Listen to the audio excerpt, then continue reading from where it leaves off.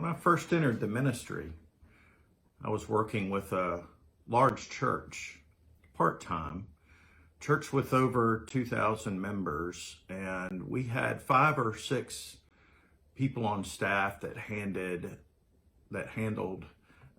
pastoral care. We would rotate it where you were on duty for a week at a time, and on duty meant you did hospital visits each day, visited the nursing homes, and you had the pager, so if anyone had an emergency, they could call you.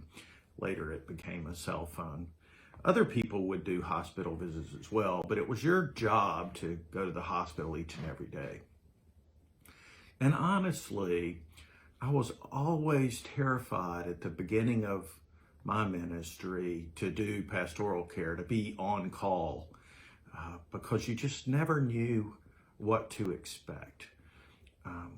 When that pager went off in the middle of the night, or the phone rang, or when you entered that hospital room with the unknowns on the other side of the door, it could be a large family with lots of questions, or people that weren't really excited about you being there, and others that enjoyed their privacy. And it was just always unexpected. And this particular day was no different. As I pulled into the hospital parking deck and parked, I called the church office, which I usually did, just to get an update on who I needed to see there in the hospital. They kept a list at the church for us to use as our central resource. So I got my list of people to see and wrote down their names and room numbers, and I didn't know many of them. It was a large church. I was new to ministry, and the fact that I didn't know some of the names came as no surprise. There was one person, Wayne Brunson, not his real name, in room 708 that I happened to have on my list first that day, and I didn't know who he was or what his experience was. I was just given his name. So I went to the room 708, knocked on the door, and announced myself as I came in. I'm Cooper Shattuck, and I'm here from the church. And I stepped into a hospital room that was a little different than normal. There were no family members, no nurses, no doctors. There were no flowers. There were no meals sitting on carts. I don't even remember an IV. It was just a man, a middle-aged man, lying in the bed, rather peacefully it seemed.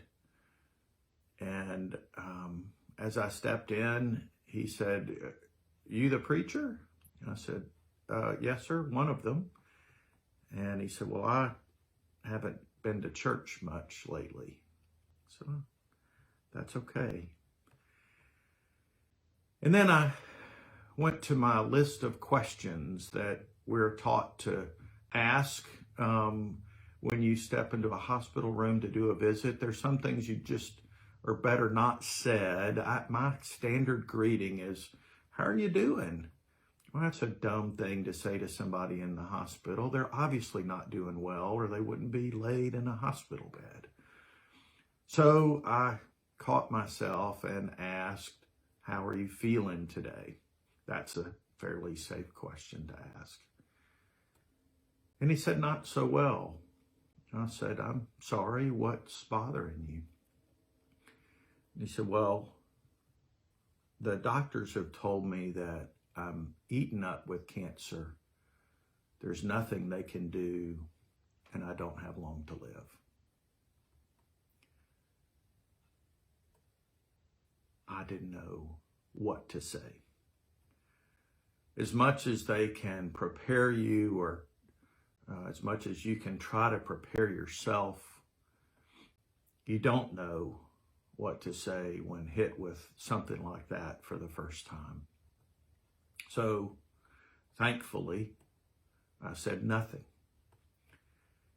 And Mr. Brunson proceeded on.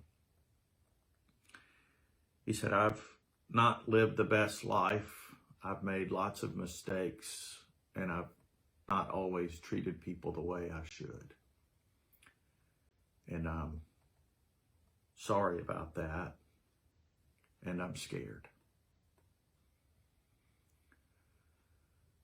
Well, I instinctively said, you're not alone. We all make mistakes. We've all been there. And I certainly understand. And then the go-to thing for a preacher, can I pray with you? Yes, he said. So we prayed together, and as we did, we talked about God's grace.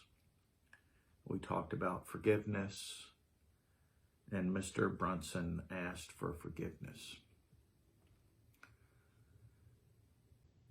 That was one of the most powerful experiences I've had in pastoral care in my ministry. And if you've known me long and we've talked about ministry, I've probably told you all about that story, all or part of it anyway. And it seems appropriate an experience to share when we're dealing with all that we're dealing with right now.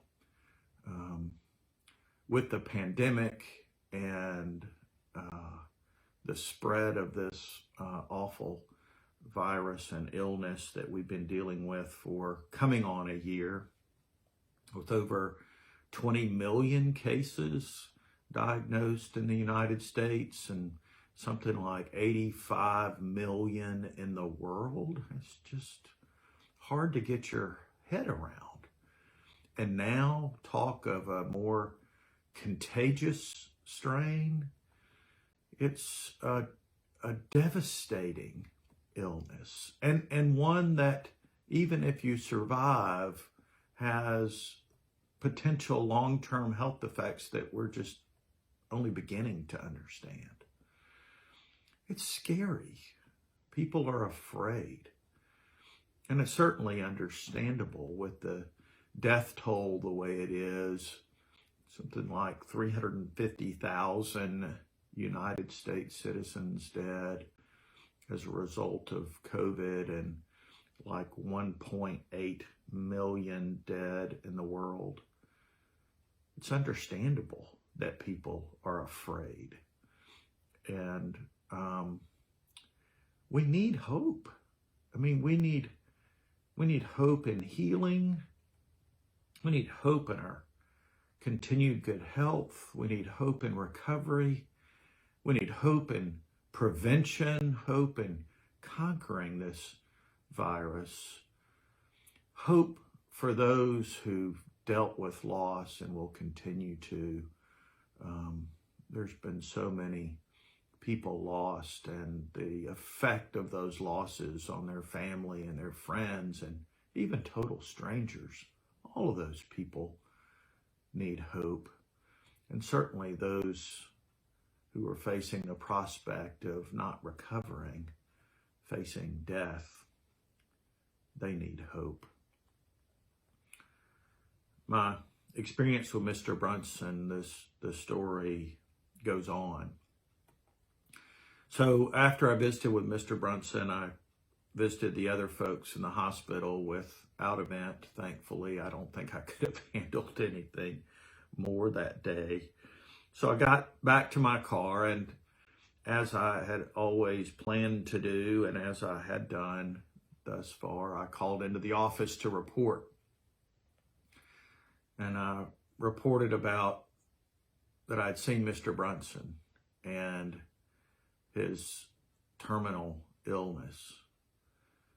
And the woman I was speaking with said, "Oh, he went home." And I said, "Oh, hospice?" She said, No. He went home yesterday. I'm sorry, I forgot to tell you. He had the stents. Everything went fine, and he went home. I said, "No, I just visited him earlier, and it was not good." She said, Brunson 708? And I looked at my notes, Brunson 708? Yeah. She said, well, that must have been a different Mr. Brunson because I just spoke with him a couple of hours ago and he's fine. Huh.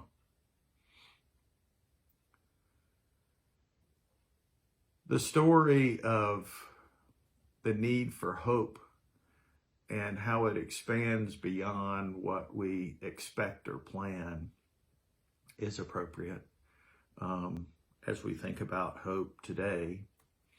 Though COVID provides us plenty of opportunity and need for hope, there's so much more that hope can salve.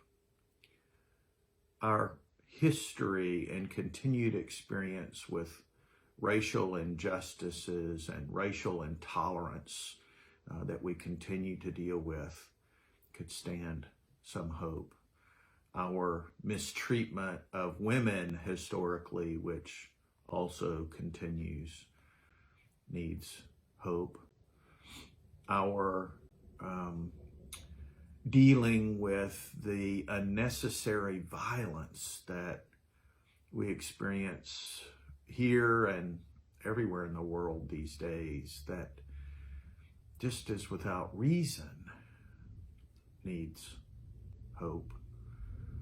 The political polarization that we've experienced in our country, which just continues to grow, needs hope.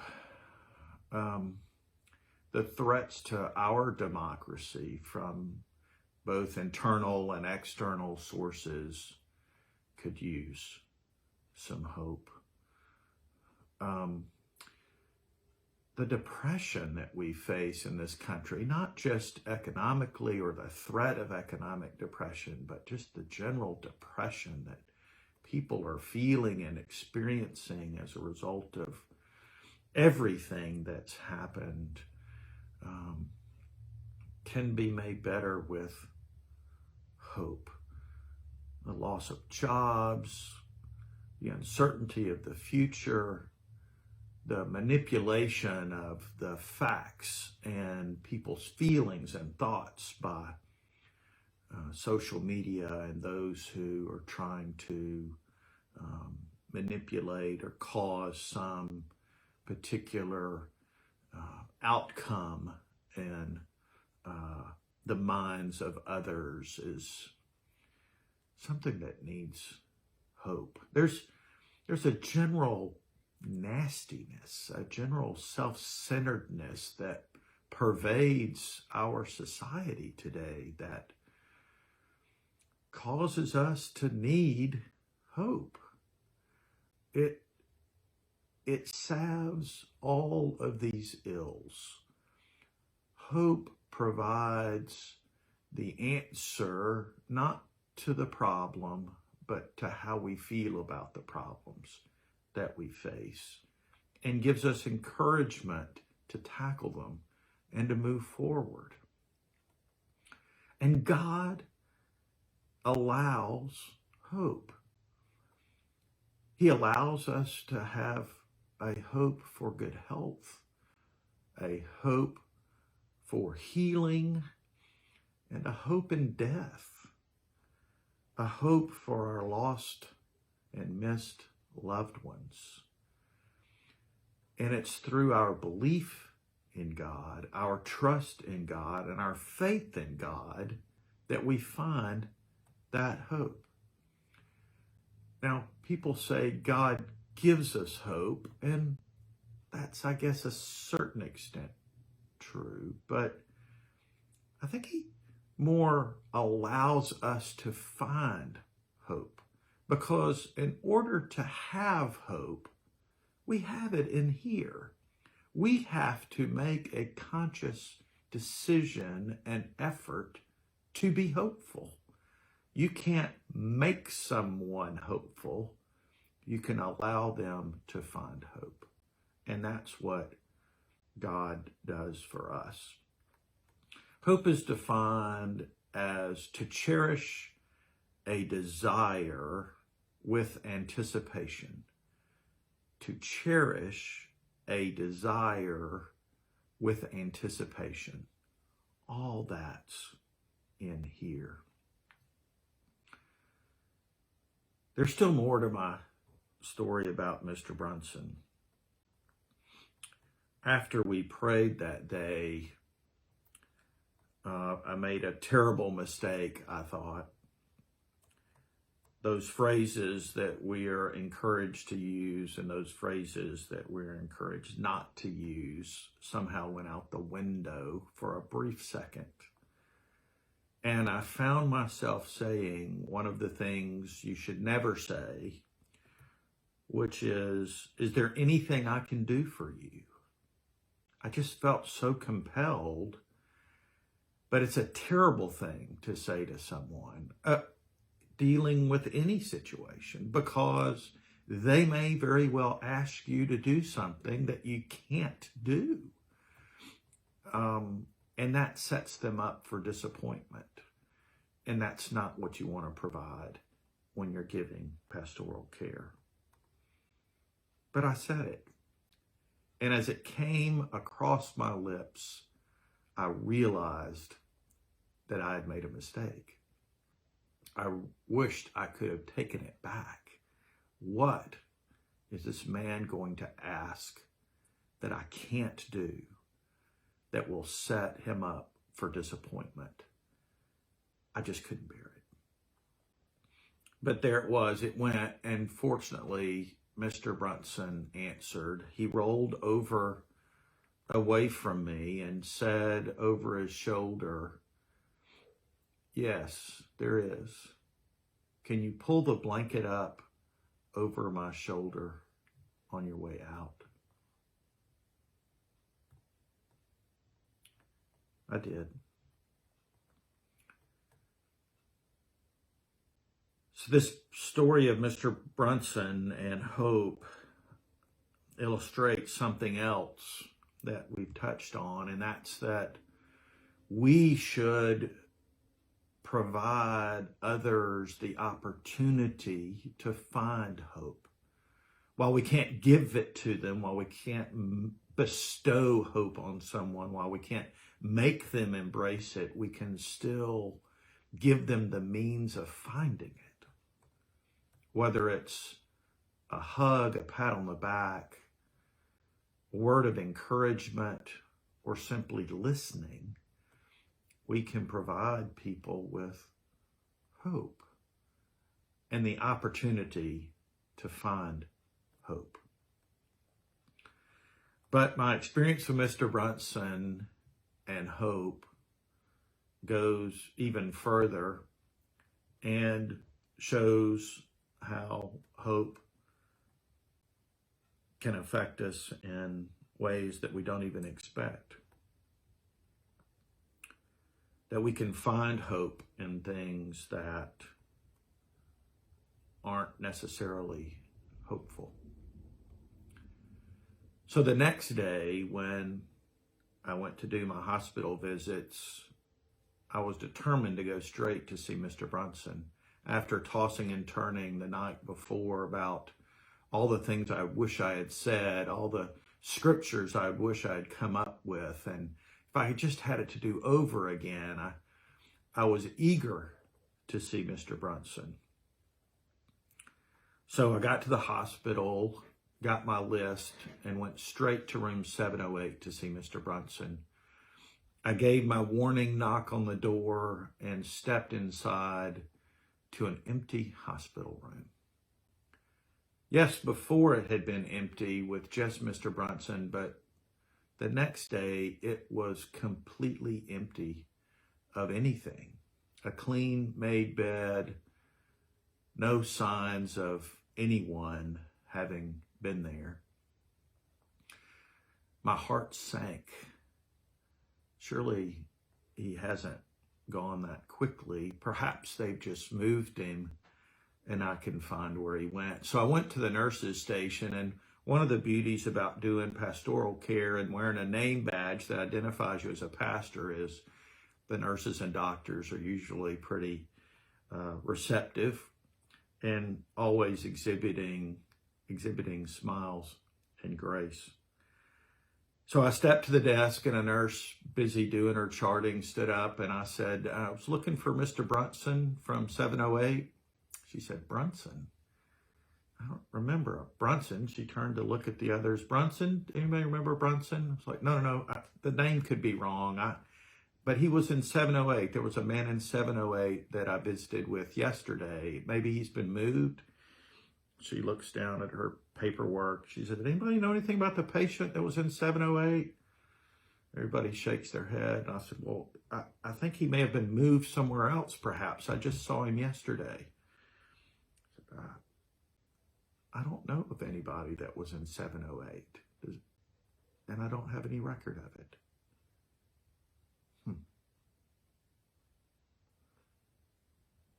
So, whomever was in room 708, maybe I provided them the opportunity for some hope. Maybe they found it. Or maybe he was there to provide me with hope. We can find hope in the most unexpected places if we're just open to it, if we just accept it, and if we put aside reason and explanation and tap into our faith, we can find a lot of hope. My hope for you is that you find peace this year and that you share it with others. Until next time.